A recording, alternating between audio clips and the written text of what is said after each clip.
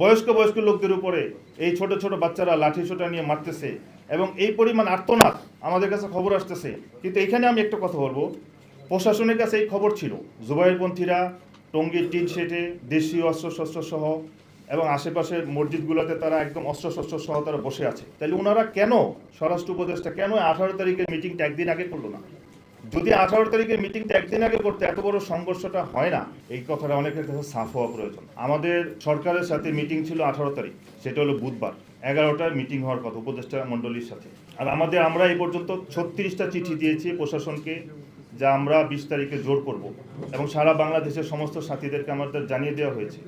আপনারা জানেন এটা সারা বাংলাদেশে যে ম্যাচুয়ার্ড লোক এবং তাবলিগের সাথী আকসার বেশিরভাগ আমাদের সাথে, তো সাথীদেরকে যখন জানাই দেওয়া হয়েছে সাথীরা চলে আসবে, কারণ ইজতেমার মাঠ এই প্রায় 2 লক্ষ থেকে 3 লক্ষ লোকের নামাজের ব্যবস্থা করা, এরপরে প্যান্ডেল তৈরি করা। আপনারা জানেন বিদেশি মেহমান আমাদের এখনও প্রায় 1500-র মতো বিদেশি মেহমান আছে আমাদের এই দেশে।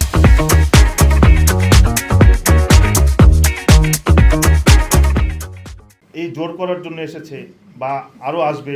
তো সব কিছু মিলে আমরা বললাম যে ঠিক আছে, তাহলে 17 তারিখ রাতে চলে আসুক, মঙ্গলবার রাতে। আমাদের ফাইসাল এটা ছিল, আমাদের যে পশ্চিম পাশে মার্কাজ, পশ্চিম পারে নদীর ওই মার্কাজের সামনে যত রাস্তা আছে এবং উত্তরাংশ আমরা ওইখানে বসে যাব সব সাথীরা, আমরা কোনো মোকাবেলায় যাব না। কিন্তু রাত 11টায় বা 11:30টার সময় আমাদের কাছে খবর আসা শুরু হইলো স্টেশন রোড এবং কামারপাড়া ব্রিজ ওইদিকে আমাদের সাথীদের উপর হামলা হচ্ছে। আমাদের সাথীদের গাড়ি বিবাড়ি থেকে সাথীরা আসতেছে, কিশোরগঞ্জ, নেত্রকোনা, বয়স্ক বয়স্ক লোকদের উপরে এই ছোট ছোট বাচ্চারা লাঠি সোটা নিয়ে মারতেছে এবং এই পরিমাণ আর্তনাদ আমাদের কাছে খবর আসতেছে এবং তারা চারিদিকে আমাদের সাথীদেরকে আক্রমণ শুরু করে দিল। আমাদের তাদের সাথে মোকাবেলা করার বিন্দু মাত্র ইচ্ছা ছিল না এবং আমাদের বিন্দু মাত্র আগ্রহ নাই। কিন্তু ওনারা যখন এই খবর আমরা পেলাম যে আমাদের সাথীদের আক্রমণ হচ্ছে এবং কামারপাড়া ব্রিজের পাশে দেখবেন যে আইইউবিএটি যে ইউনিভার্সিটির পাশে একটা মাদ্রাসা আছে ওনাদের, ওই মাদ্রাসায় প্রায় 30 থেকে 50 জন ছাত্র উস্তাদ সব লাঠি সহ রাত্রে বাইরে দাঁড়িয়ে আছে, আমাদের সাথীদের উপর আক্রমণ শুরু করে দিচ্ছে।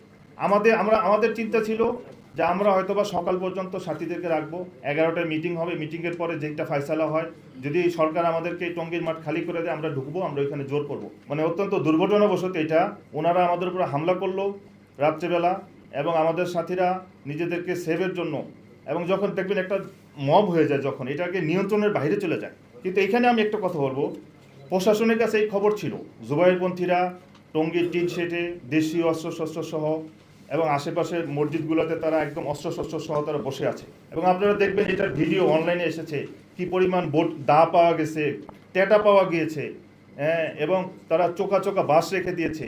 তো এইগুলো তো ওনারা ওইখানে ভিতরে রেখে দিয়েছিল। তা আমাদের সাথীরা যখন গেল ঘটনা ঘটে গেল। কিন্তু এখানে একটা প্রশ্ন হইল, তাহলে ওনারা কেন, স্বরাষ্ট্র উপদেষ্টা কেন 18 তারিখের মিটিংটা একদিন আগে করলো না? যদি 18 তারিখের মিটিংটা একদিন আগে করতে এত বড় সংঘর্ষটা হয় না। কারণ ওনারা, আপনারা জানেন, প্রশাসনের কাছে র্যাব প্রশাসন হোক, পুলিশ প্রশাসন হোক, সেনাবাহিনী হোক, সবার কাছে আপনারা জিজ্ঞাসা করেন যিনারা নিজামুদ্দিনের অনুসারী, তিনারা উশৃঙ্খল কিনা, তিনাদের আখলাক কেমন, তিনাদের আচার আখলাক কেমন। ঘরে ঘরে গিয়ে আক্রমণ হচ্ছে, আমাদের সাথীদের দোকানের মধ্যে, ব্যবসা প্রতিষ্ঠানের মধ্যে আক্রমণ করতেছে। বলা চলে যে এরকম একটা অবস্থা, মসজিদের মধ্যে সাথীদেরকে বের করে দিচ্ছে, মসজিদের মধ্যে মারতেছে। যে আমাদের যিনি মহতারাম স্বরাষ্ট্র উপদেষ্টা সাহেব আছে, উনি যেদিন সংবাদ সম্মেলন করলেন, মাওলানা মামুনুল হক সাহেব পাশে, জুনায়েদ আল হাবিব সাহেব পাশে, মাওলানা রবিউল হক সাহেব উনি সুরা ওই পন্থের, উনি বাম পাশে বসে এক কোনায়, কিন্তু কথা বলতেছে মামুনুল হক সাহেব। মামুনুল হক সাহেব তো তবলিগের কেউ না, আমরা তো দেখিনি কখনো মামুনুল হক সাহেবকে তবলিগ।